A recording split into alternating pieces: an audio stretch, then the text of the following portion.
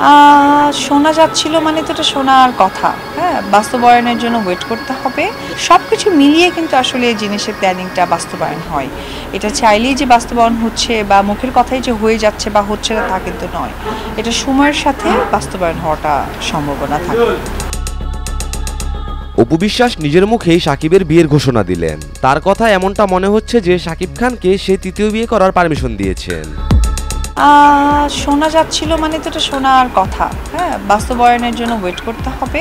আর আদৌ শাকিব খান যে পরিমাপের একজন সুপারস্টার আর তার সমস্ত কিছু, সবকিছু মিলিয়ে কিন্তু আসলে এই জিনিসের প্ল্যানিংটা বাস্তবায়ন হয়। অপু এখানে বলেই দিল যে সময় মতো সাকিব খান সবকিছুই বাস্তবায়ন করবেন। এরপর আর কিছুই বোঝার বাকি থাকলো না। তো আমি যেটা সবসময় নো মেকআপ থাকি একদমই পছন্দ করি।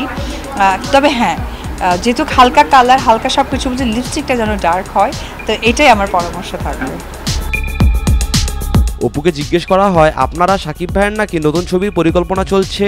উত্তরে অপু বলেন, আর আমরা যারা চলচ্চিত্রের মানুষ আছি তাদেরকে যে সাপোর্টটা আপনারা করে আসছেন সেটা ঠিক এইভাবেই করে যাবেন।